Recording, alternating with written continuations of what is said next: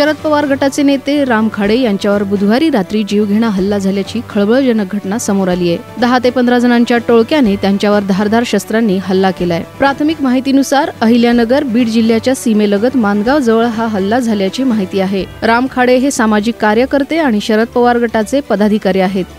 राम खाडे गाडीतून जात असताना 10 ते 15 जणांच्या टोळक्याने त्यांची गाडी थांबवून थेट हल्ला चढवला। राम खाडे यांच्यावर सुरुवातीला अहिल्यानगरमधील खासगी रुग्णालयात उपचार सुरू होते, त्यानंतर त्यांना इतर ठिकाणी हलवण्यात आले। या घटनेनंतर पोलिसांनी तपास सुरू केला असून खाडे यांच्यावर हल्ला कोणी केला हे अद्याप कळू शकलेले नाही। शिवसेना शिंदे गटाचे आमदार निलेश राणे यांनी काल मालवणमधील भाजपचे पदाधिकारी विजय किंजवडेकर यांच्या राहत्या घरी धाड टाकली। निलेश राणे यांनी स्टिंग ऑपरेशन करत विजय किंजवडेकर यांच्या राहत्या घरी अवैध आणि हिशोबी नसलेली मोठी रक्कम समोर आणली आहे। विजय किंजवडेकर यांच्या घरी बेहिशोबी 25 लाख रुपये मिळाले। एका खोलीत हिरव्या रंगाच्या पिशवीत हे पैसे असल्याचे दिसून आले। सदर घटनेनंतर निलेश राणेंनी निवडणूक विभागाच्या पथकाला आणि मालवण पोलिसांना पाचारण करून कारवाई करण्याच्या सूचना केल्या। या पैशांचा निवडणुकीत गैरवापर होणार होता असा गंभीर संशय व्यक्त करत रवींद्र चव्हाण मालवणमध्ये येऊन गेले। कालपासून वेगाने पैसे वाटपाची पद्धत सुरू झाली आहे असं म्हणत निलेश राणे यांनी रवींद्र चव्हाण यांच्यावर आरोप केले।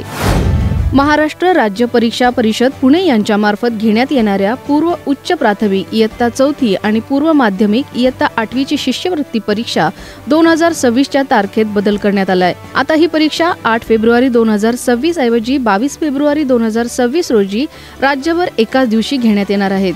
केंद्रीय माध्यमिक शिक्षण मंडळ तर्फे केंद्रीय शिक्षक परीक्षा देखील 8 फेब्रुवारी रोजी आयोजित करण्यात आलेली आहे। राज्यातील अनेक प्राथमिक व माध्यमिक शिक्षक सीईटी परीक्षेला बसणार असल्याने त्यांच्याकडून शिष्यवृत्ती परीक्षेची तारीख बदलण्याची मागणी करण्यात आली होती। त्या पार्श्वभूमीवर परिषदेने शिष्यवृत्ती परीक्षेचा दिवस बदलत नवीन तारीख म्हणजेच 22 फेब्रुवारी 2026 ही जाहीर केली आहे। राज्यातील स्थानिक स्वराज्य संस्थांच्या निवडणुकांच्या प्रचाराची रणधुमाळी अंतिम टप्प्यात असून आता जिल्हा परिषद आणि महापालिका निवडणुकांचे वेध सर्वांनाच लागलेत। त्यासाठी राजकीय पक्ष देखील कामाला लागलेत। निवडणूक आयोगाने यापूर्वी प्रारूप मतदार याद्या जाहीर केल्यात, मात्र या मतदार याद्यांमध्ये अद्यापही घोळ आणि दुबार मतदारांची संख्या मोठी असल्याने आता नव्याने मतदार प्रारूप याद्या तयार करण्यात येणार आहेत। कारण एकट्या मुंबईतच 11 लाख दुबार मतदार आढळून आल्याने ठाकरे बंधूंचा दावा आता खरा ठरलाय। आता मतदार यादीचा सुधारित कार्यक्रम आयोगाकडून जाहीर करण्यात आलाय।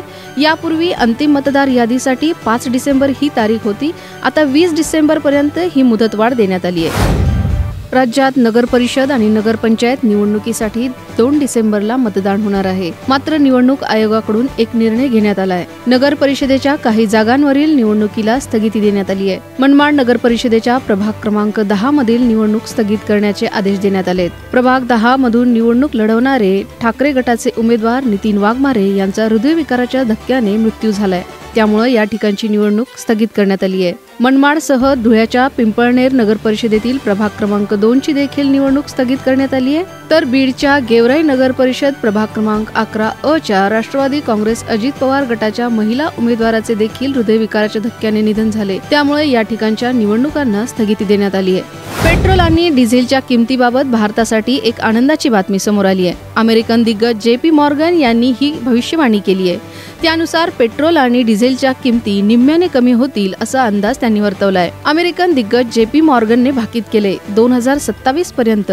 ब्रेंट क्रूड ऑइलच्या किमती $30 पर्यंत पोहोचू शकतात, कारण तेलाचा पुरवठा मागणीपेक्षा खूपच जास्त आहे आणि ही बातमी भारतावर परिणाम करू शकते, कारण भारत त्याच्या तेलाच्या गरजेच्या 85% पेक्षा जास्त आयात करतो। यासाठी सरकारला मोठी रक्कमही मोजावी लागते। म्हणूनच जर कच्च्या तेलाच्या किमती निम्म्या झाल्या तर त्याचा थेट परिणाम पेट्रोल आणि डिझेलच्या किमतींवर होईल असं त्यांनी म्हटलंय। हाँगकाँगमधील तैपै या ठिकाणी 7 बहुमजली इमारतींमध्ये भीषण आग लागल्याची घटना घडली। या घटनेत आतापर्यंत 44 जणांचा मृत्यू झालाय, तर 300हून अधिक जण बेपत्ता असल्याची माहिती समोर येतेय। या प्रकरणी स्थानिक पोलिसांनी 3 संशयितांना अटक केली आहे। 700हून अधिक अग्निशमन दलाच्या जवानांनी आग विझवण्यासाठी आणि लोकांना बाहेर काढण्याचे काम केले। आतापर्यंत सुमारे 90% लोकांना बाहेर काढण्यात आले, मात्र अजूनही बरेच लोक बेपत्ता असल्याची माहिती समोर येते। घटनेनंतर अनेक रस्ते बंद करण्यात आले। ही आग लेव्हल 5 म्हणून वर्गीकृत करण्यात आली आहे, जी सर्वात गंभीर आहे।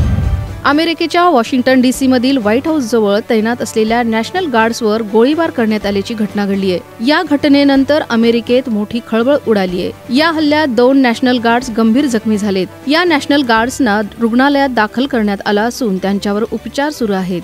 या घटनेनंतर अमेरिकेचे राष्ट्राध्यक्ष डोनाल्ड ट्रम्प यांनी प्रतिक्रिया देताना गंभीर इशारा दिलाय. खूप मोठी किंमत मोजावी लागेल असं ट्रम्प यांनी म्हटलंय. तसंच आपण हल्लेखोरांना सोडणार नसल्याचं म्हणत त्यांनी इशारा दिलाय. दरम्यान हे दोन्ही जवान वॉशिंग्टन DC मध्ये तैनात असलेल्या वेस्ट व्हर्जिनिया नॅशनल गार्डचे सदस्य होते. रोहित शर्माची 2026 T20 विश्वचषकासाठी ब्रँड अँबॅसेडर म्हणून निवड करण्यात आली आहे. ICCचे चेअरमन जय शहा यांनी स्वतः ही माहिती देत रोहितची अधिकृत घोषणा केली आहे. दरम्यान गेल्या आठवड्यात पहिल्या क्रमांकावरून घसरलेला टीम इंडियाचा माजी कर्णधार रोहित शर्मा आता पुन्हा एकदा पहिल्या क्रमांकावर गेलाय. विशेष म्हणजे या कालावधीत रोहितने एकही वनडे सामना खेळलेला नाही, तरीही तो पुन्हा नंबर 1चा दर्जा मिळवण्यात यशस्वी ठरलाय. यंदाच्या रँकिंगमध्ये वरच्या क्रमांकावर फारसे बदल झाले नाहीत, मात्र टॉप 10 मधील खालच्या स्थानांवर थोडेसे फेरबदल दिसून येत आहेत.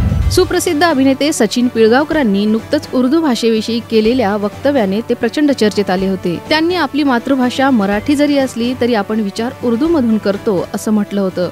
त्यांच्या याच विधानाला आता ज्येष्ठ अभिनेते नाना पाटेकर यांनी टोला लगावलाय. मराठीमध्ये बोलताना शब्द शोधावे लागत नाहीत, ते पटकन तोंडी येतात, कारण मला स्वप्नही मराठीतच पडतात. ती माझी मातृभाषा आहे असं नाना म्हणाले. नाना पाटेकरांनी केलेलं हे वक्तव्य सध्या जोरदार व्हायरल होते. नाना पाटेकरांनी बोलताना कुठेही सचिन पिळगावकरांचा उल्लेख केला नाही, पण अनेकांनी त्यांचं हे वक्तव्य सचिन पिळगावकरांच्या उर्दू भाषेतील वक्तव्याशी जोडले.